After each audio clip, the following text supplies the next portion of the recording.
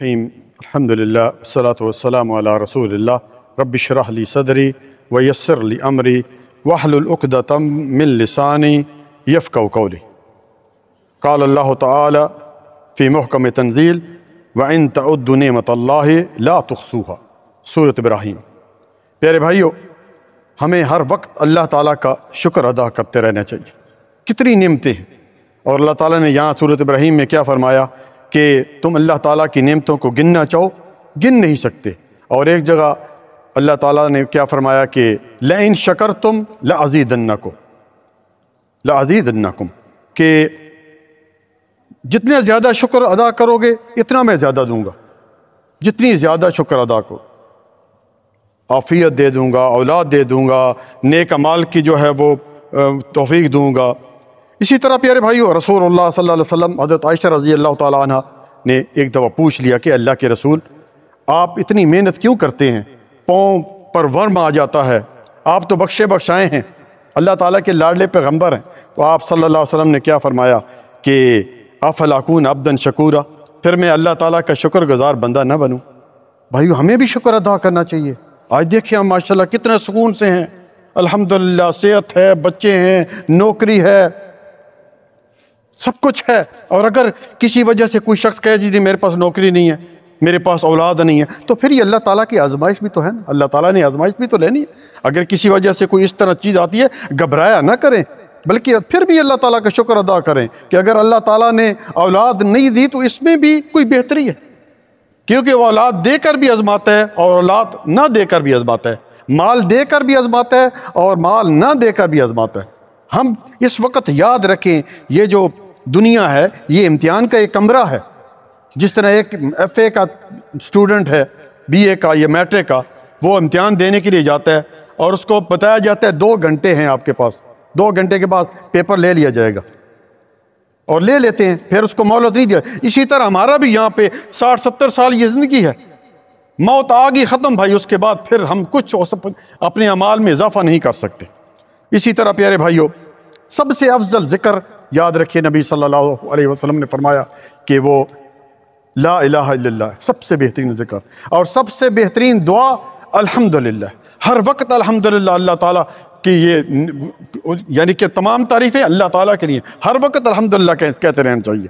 اسی طرح پیارے بھائیو، سب سے بڑا شکر یہ بھی ہے پیارے بھائیو کہ ہم 5 وقت کی نماز پڑھیں۔ اور کل میں کسی کے ساتھ میں نے وہاں پہ ٹیلی فون کیا پاکستان میں، تو نماز کے بارے میں کہا، ان کو یہاں پہ نماز کوئی نہیں پڑھتا، یہاں پہ آپ نماز کی بات کر رہے ہیں، نماز کی یہاں کوئی نہیں ہوتا۔ جمعے والے دن مسجد فول ہوتی ہے، باقی ایک صف آدھی صف ہوتی ہے، اور فجر میں شاید ایک مؤذن اور ایک وہ ہوتا ہے۔ میں نے کہا یار عجیب، اور واقعہ بات صحیح ہے پیارے بھائیو، نماز بہت ضروری ہے۔ نبی صلی اللہ علیہ وسلم کو اللہ تعالیٰ نے پاس بلا کر یہ تحفہ دیا 50 نمازوں کا، اور پھر اللہ تعالیٰ جزائے خیر دے، کون سے نبی تھے جنہوں نے کہا کہ واپس جائیے؟ موسیٰ علیہ السلام۔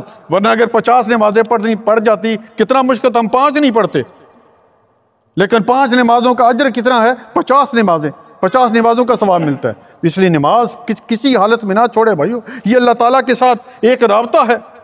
اور میں کبھی کہتا ہوں کہ دیکھیے، اگر یعنی کعبہ کا طواف وہ نماز کے وقت رک سکتا ہے، تو کیا ہماری دکان بند نہیں ہو سکتی؟ ہمارا کاروبار بند نہیں ہو سکتا؟ ہم کیا اللہ تعالیٰ کے لیے 5 منٹ نہیں نکال سکتے؟ یہ اللہ تعالیٰ کی طرف سے ندا ہے بھائی، حی علی الصلاۃ، آ جاؤ، حی علی الفلاح۔ اب اسی میں بہتری ہے، اسی میں فلاح ہے۔ لیکن کتنے لوگ سنتے ہیں اپنے کاروبار وہی ہے، اس میں ٹیلی فون پہ لگے ہوئے ہیں، اللہ تعالیٰ کی اس ندا پر نہیں آتے۔ تو قیامت کے والدین سب سے پہلے نماز کے بارے میں پوچھا جائے۔ اسی طرح پیارے بھائیو، سورۃ رحمان میں دیکھیں آپ، تقریباً کم و پیش میرے خیال میں 31 دفعہ یہ آیت آئی ہے، فَبِأَيِّ آلَاءِ رَبِّكُمَا تُكَذِّبَانِ۔ اللہ اکبر، تم اللہ تعالیٰ کی کن کن نعمتوں کو جھٹلاؤ گے؟ اسی طرح پیارے بھائیو، اپنے والدین کے لیے بھی دعا کرنی چاہیے، اپنے والدین کے لیے جن کی وجہ سے ہم دنیا میں آئے، اور اللہ تعالیٰ خود قرآن کریم میں فرمایا ہے ان کے لیے دعا کرو۔ وَقَضَىٰ رَبُّكَ أَلَّا تَعْبُدُوا إِلَّا إِيَّاهُ وَبِالْوَالِدَيْنِ إِحْسَانًا۔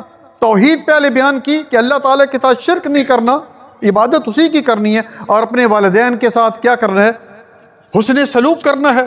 کتنے لوگ شکایات آتی ہیں، اور خاص کر میرے بھائی، میں نے پہلے بھی بتایا ہوگا کہ بہت سارے لوگ اپنی ماؤں کے ساتھ سب اچھی اولاد، ماں کے ساتھ کوئی بدتمیزی نہیں کرتا، لیکن یقین کیجئے اگلے دن بھی ایک والد کا فون آیا، رو رہا تھا کہ بیٹا مجھے مارتا ہے، برا بھلا کہتا ہے۔